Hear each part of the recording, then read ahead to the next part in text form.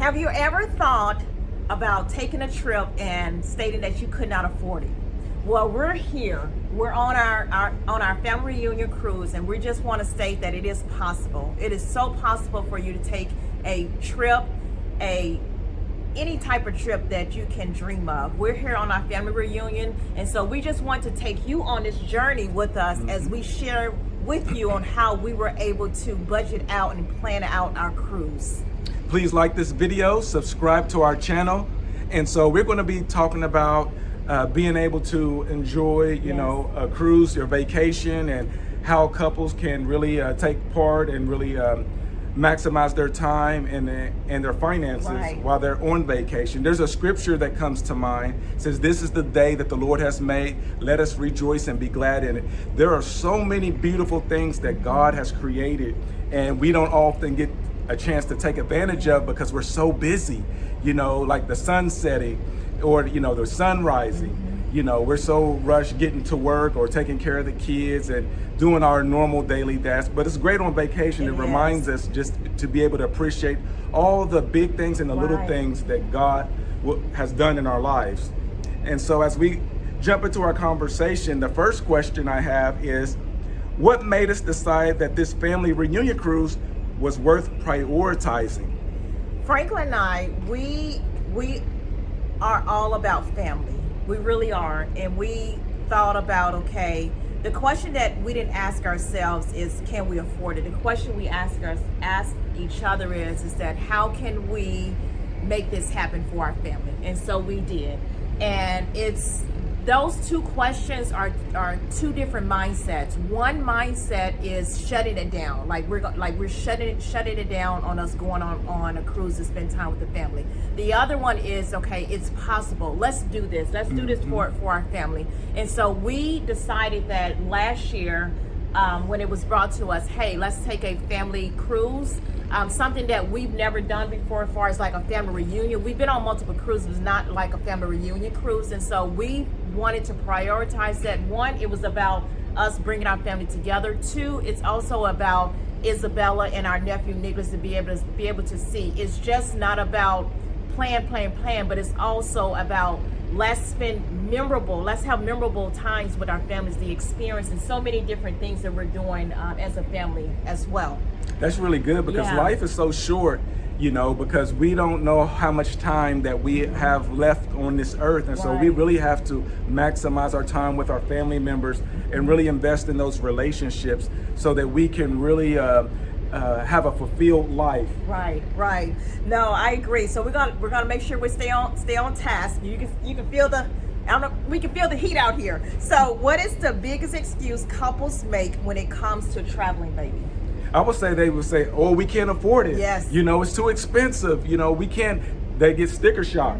And so I know we've been there before, but I would say, there's always a way to be able to plan and to be able to put something together so that you can ask that question, like what you said, how can we afford it?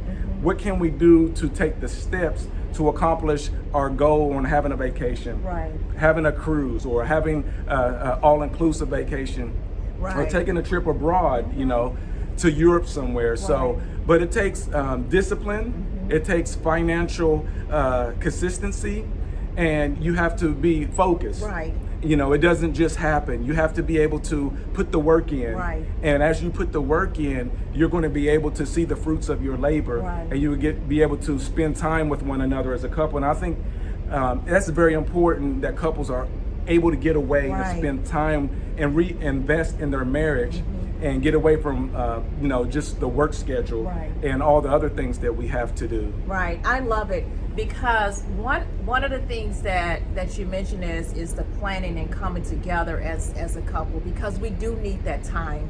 We need that time away from all of the hustle, all of the tasks, the job, the household responsibilities that we have, the back and forth, the driving, and all of those things, to really hone in on each other. And also too, baby, it's about communication, right? If you brought that, like you brought the cruise to me, I didn't just say, no, baby, we cannot afford this. We worked together and say, hey, baby, let's do this thing for our family. So it's so very important. It's not just about like a cruise, but it could be a day trip together, or with the family, to really create that memorable experience, because those are the things that is one thing that you're going to remember. We talk about different trips years and years and years that we had before now, so it's so very, very important. Thank you for sharing. You're welcome, baby. That's a very good point. How did we financially prepare for this cruise, and what was the biggest budget breakdown? Yeah. One, it's all about communication. We had to be able to communicate with one another. We had to understand, we knew we were going on a cruise, but we also needed to understand what was the dollar amount for the cruise, what were some of the other expenses as well, like the transportation, the parking, the flights, and all of those things, right? And so when we think about the planning piece, it was more so, I'll break this down for you. So if everything costs $3,000, right? So we need to be able to break it down in small amount, right? Because if you look at 3,000, you're like, okay, wow, how are we gonna do 3,000? So when you think about it, you have the cruise is 2,500, right? We're using this as an example. The cruise is 2,500. Transportation is like 200, and so we didn't do the cruise bus. We actually did Lyft. The cost was cut in half. So just finding different ways to be able to cut the cost in half. And then for us, our flight, we use points. We use points for our flights, right? So that saved us money as well. I'm throwing out all these gems for you all so you all can be able to see that there are ways where you can pay for your trip. It doesn't always have to be the cash in your bank account, right? But it can be just different ways and how you'll be able to cut things as well. So you have the $25 cruise, you have your $200 transportation, you have your parking, which is $100, and then you also have $200 for like just different money that you may need for when you go off the ship, or just different things like that. And so we were able to break that down, and then we had 10 months of planning, right? So break that down, 10 months, that's $300 a month. So $300 a month that we were intentionally putting towards the trip. We didn't wait to the end till it was due to pay the whole amount, right? Because majority of the time, if you do that, 9 times out of 10 you may not go, right? So being able to break that down, so every month we would pay $300. But the trick to ours is that we had the $300 to pay every month. We just used our credit card to be able to pay it and then pay it off before the due date, so we can get those points and we can use those points for our trip or future trip.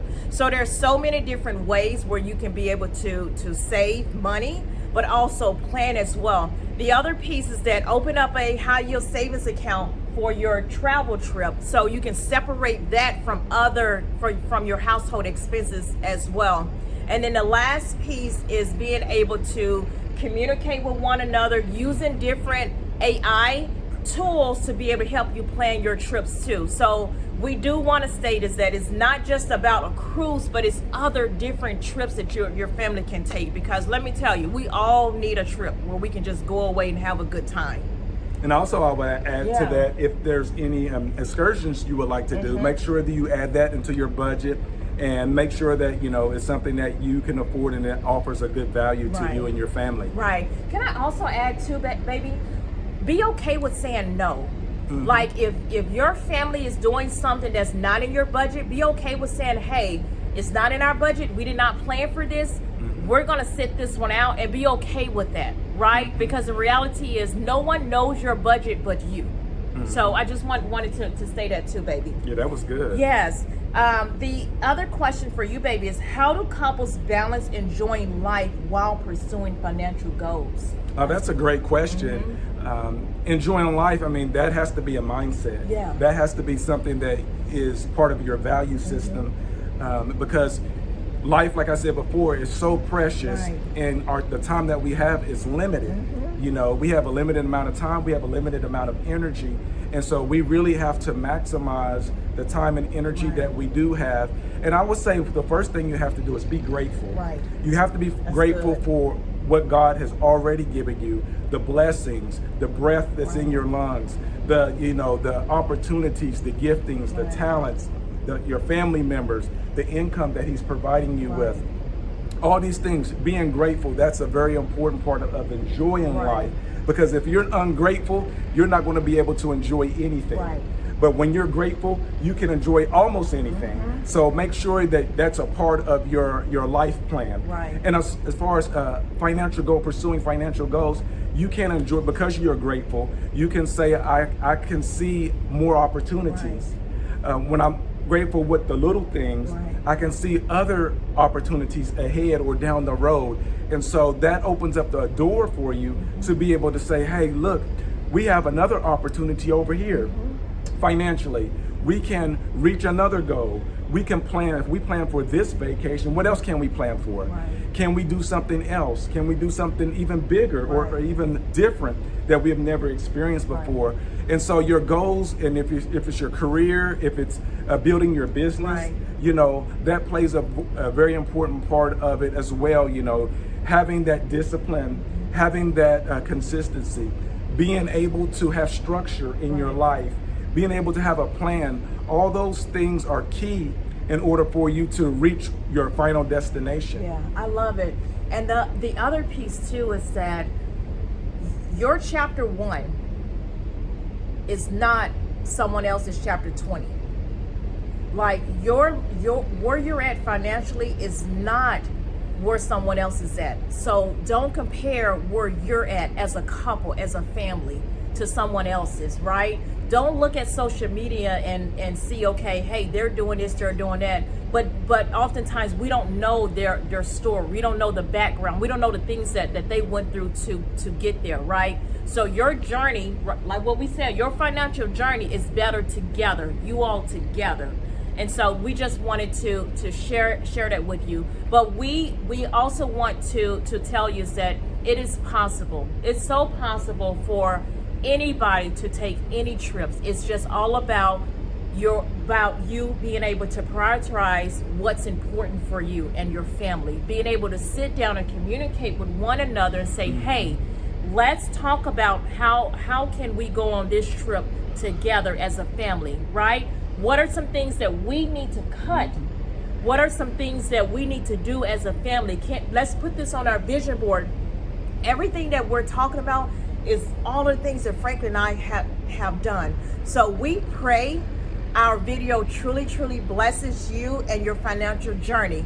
Drop it in the comments below and say that you're planning your family trip together.